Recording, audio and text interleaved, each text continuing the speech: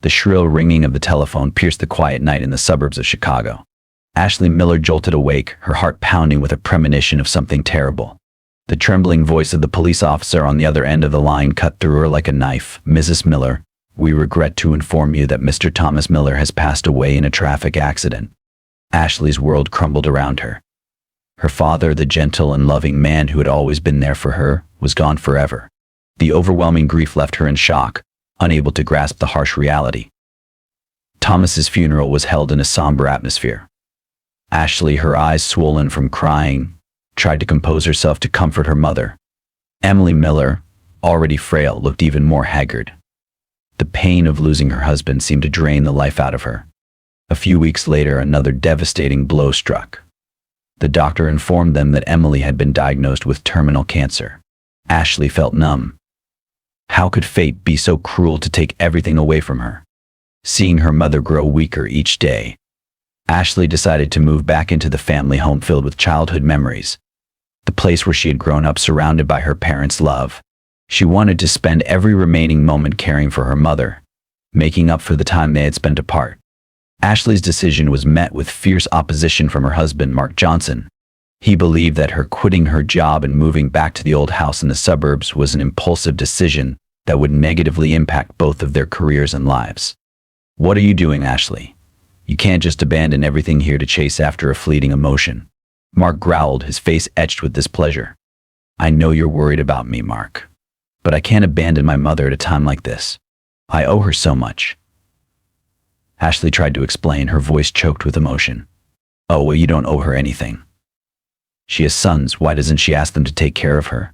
You have to think about our future." Mark's voice rose. Ashley remained silent. She understood Mark's concerns, but she couldn't do anything else. The sacred bond of motherhood urged her to be by her mother's side during her final days. The old house was not just where her mother lived, it was also a repository of precious family memories, a place she could return to for comfort and solace amidst loss and grief. Despite her husband's objections, Ashley resolutely packed her belongings. She believed she was doing the right thing. Although there would be difficulties ahead, she would find the strength to overcome them, for her mother, for her family, and for herself. The old Miller family home was shrouded in a gloomy atmosphere. Mark Johnson's presence loomed like a dark cloud over everything. He was like an unwelcome guest, constantly expressing his discomfort and dissatisfaction with his surroundings. Mark didn't hesitate to show his disdain for the house, a place filled with Ashley's precious memories. "What a decrepit, damp house.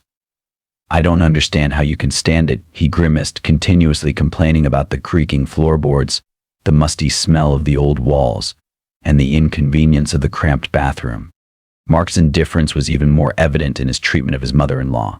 He always tried to avoid her, never actively inquiring about her well-being or offering assistance. Even when Emily asked him to get her a glass of water, he grumbled, "Get it yourself, your legs and arms work fine. Why do you always need help?" Mark's cold words deeply saddened Emily. She felt like a burden, an unwanted presence in her own home. Not only that, but Mark also frequently picked fights with Ashley. He accused her of neglecting him, neglecting their household chores, and only focusing on taking care of her mother. "Look, since we came here, you haven't had any time for me. I feel like an invisible man in this house," Mark sulked, deliberately raising his voice so his mother-in-law could hear. Ashley could only grit her teeth and endure, tears streaming down her face in silence. The peak of his selfishness was when Mark secretly planned to seize the house. He stealthily researched the value of the house and consulted with lawyers about inheritance laws. "This house is in a prime location. If we sell it, we could get a good amount. After my mother-in-law passes away, I'll convince Ashley to sell it and buy a modern apartment in the city center." Mark thought to himself, his mind filled with calculations. One evening, while Ashley was taking care of her mother, Mark used the excuse of going for a walk to meet with a real estate agent. He enthusiastically introduced the house, painting a rosy picture of the profits to be made from selling it. The agent seemed very interested and promised to find potential buyers. Mark was overjoyed, imagining the prospect of owning a large sum of money. Unfortunately for Mark, his conversation with the agent was accidentally overheard by Emily. She was heartbroken to realize the true nature of her son-in-law, whom she had once trusted and loved. It turned out that he only saw her as a burden, an obstacle to a substantial inheritance. The pain of her illness, coupled with this emotional shock, caused Emily to completely collapse. Ashley discovered her mother unconscious in her room, clutching a note with the scribbled words, "My dear child, I'm so sorry." Ashley's heart sank. She understood that her mother knew everything, that she had seen Mark's true colors. With the pain of losing her mother still fresh, Ashley had to face the coldness and indifference of her in-laws. They were like vultures waiting to divide the property, completely indifferent to her grief. Ashley's sister-in-law, Linda, was the first to speak up. "You should know better, Ashley. Your mother has passed away. You should return to your family and take care of your husband and children. Why are you still staying in this house?" Linda said sarcastically, her eyes piercing Ashley. "What do you mean?" "This is my mother's house. I have the right to be here." Ashley tried to maintain her composure as she responded. "Your mother's house? Won't it be yours eventually? You're quite clever, aren't you?" Linda sneered. "Don't think we don't know what you're planning." Linda's harsh words pierced Ashley's heart like daggers. She felt insulted and belittled. But for her mother's sake, and to maintain peace within the family, she endured it through gritted teeth. Not only Linda, but Ashley's mother-in-law, Helen Johnson, also constantly reproached her. "This girl is so stubborn. Why does she keep staying here instead of taking care of her husband and her job?" Helen shook her head in disapproval. "The house is dilapidated. Staying here will only bring hardship." Ashley remained silent. She knew that explanations would be futile. In their eyes, she was nothing more than a greedy and selfish person, solely focused on acquiring the property. The climax of the situation occurred during Emily's funeral. Ashley's in-laws arrived in droves, occupying all the seats in the area reserved for the family. Ashley and a few relatives from her mother's side had to stand crammed together outside. She felt humiliated and heartbroken for her mother. Even in death, her mother couldn't find peace. Mark, her husband, also showed no concern for his wife's feelings. He was busy chatting with his relatives, laughing and joking. The sight disgusted Ashley. She realized she had made a mistake in choosing him as her husband. After the funeral, Ashley decided she would no longer tolerate their behavior. She needed to defend her mother's honor and her own dignity. She would confront her in-laws and expose their true nature. Although the road ahead would be challenging, Ashley believed she would overcome it. She would live for her mother, for the good values her mother had instilled in her. As soon as Emily's funeral ended, Mark's greedy and selfish nature became apparent. He no longer maintained a facade of grief. Instead, he was openly gleeful and excited. "This house is yours now, Ashley. We should sell it and buy a bigger, nicer apartment in the city centre," Mark said enthusiastically, his eyes gleaming as he looked at the old house. Ashley remained silent, her heart filled with resentment. She knew exactly what Mark was thinking. He only cared about the material value of the house and didn't appreciate the precious memories it held. Without waiting for Ashley's consent, Mark called his parents to discuss plans to sell the house. They quickly found a contractor, assessed the house's value, and planned renovations to sell it at a higher price. "We need to tear down these walls, add more bedrooms, upgrade the kitchen. This house has a lot of potential. If we renovate it, we can definitely sell it for a high price," Mr. Johnson, Ashley's father-in-law, declared confidently. Ashley tried to intervene, but Mark brushed her aside. "Don't worry about it. I know how to make the most profit." One day, Mark tricked Ashley into going on a business trip. He lied about an important project that needed her help. Ashley believed her husband and hurriedly packed her bags to leave. She had no idea that this was a trap set by Mark and his family. As soon as Ashley left the city, Mark sent people to demolish the house. The deafening sounds of drills and hammers tore through the quiet neighborhood. Ashley's childhood belongings, her parents' mementos, were all ruthlessly thrown out. When Ashley returned, she was horrified by the scene of devastation before her eyes. Her beloved home, filled with so many beautiful memories, was now nothing more than a pile of rubble. Tears streamed down her face, her heart shattered. Mark appeared with a triumphant look. "I told you this house is too old. We need a more modern place to live." He held out a document. "Sign this, Ashley. You'll get a large sum of money from selling the house." Ashley looked at Mark with contempt. "You're despicable, Mark. You only care about money, you have no heart." She pulled another set of papers from her bag and threw them at Mark. "Look closely.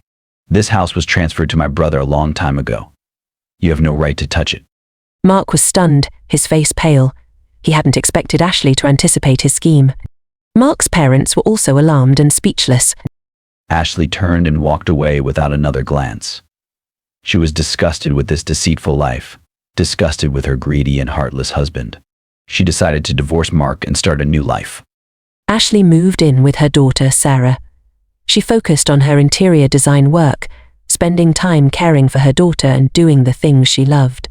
The new life brought Ashley joy and peace. She realized that happiness is not about possessing many assets but living authentically with oneself and loved ones. Ashley's life turned a new page after leaving Mark and his family. She found peace in a lovely little apartment with Sarah, focused on her interior design work, and devoted all her love to her daughter. The emotional wounds inflicted by Mark gradually healed, but Ashley remained apprehensive about new relationships. She was afraid of repeating her mistakes, afraid of being hurt again. Then one day, fate brought Ashley back to David Wilson at an architectural exhibition. David was her ex-boyfriend from college, with whom she had a deep but unfinished love affair due to youthful misunderstandings. Meeting David again, Ashley was surprised to realize he still retained the same warmth and sincerity. David was now a successful, handsome, and elegant architect. They conversed, reminiscing about old memories and sharing the joys and sorrows of their current lives. Ashley told David about the recent events, her broken marriage, and the pain she had endured. David listened with deep empathy. He understood the hurt in Ashley's heart and admired her strength. Their subsequent encounters made Ashley realize that David was the man she had been searching for. He was not only successful in his career but also a refined and caring man, always attentive to her feelings.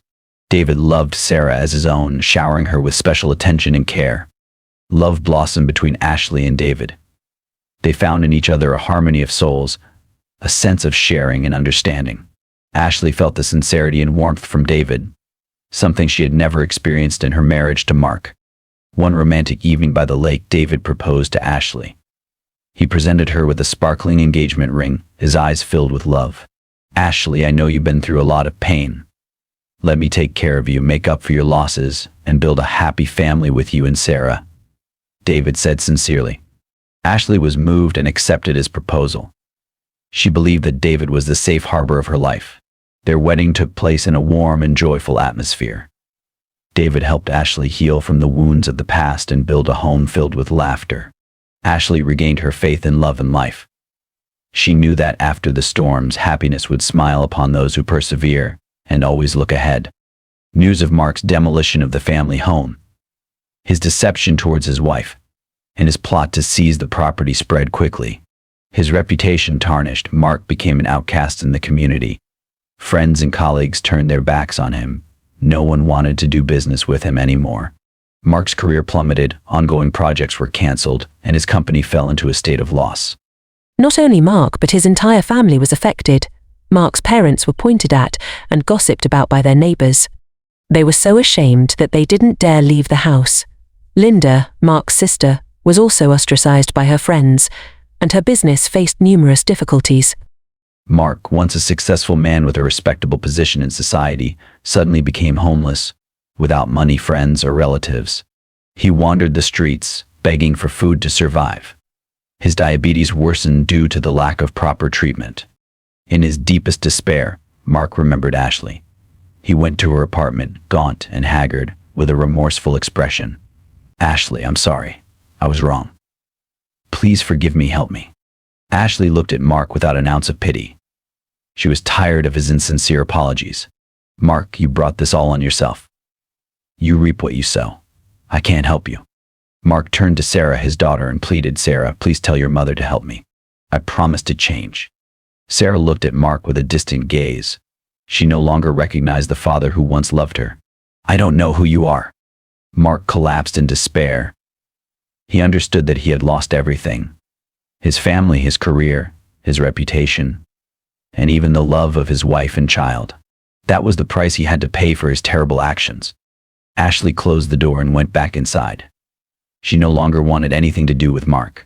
Her life now had David and Sarah, filled with love and happiness. She believed that, in the present and future, her life would only have good things. Ashley's story concludes with contrasting colors. Ashley found true happiness with David and Sarah in a home filled with laughter. As for Mark, he lost everything, living in loneliness and belated regret. Mark's fate is a valuable lesson for those who are greedy and selfish. Happiness is not something that can be bought with money or tricks. The true value of life lies in love, sharing, and compassion. Ashley has taught us a lesson about resilience, selflessness, and sacrifice. Despite enduring suffering and loss, she maintained her faith in life, love, and justice. This story also serves as a reminder to cherish family values, to love and protect our loved ones. Let's not allow material temptations to cloud our conscience and make us lose sight of true happiness. Do you empathize with Ashley? Do you believe in karma? Share your thoughts in the comments below. And don't forget to subscribe to the channel to follow other meaningful stories.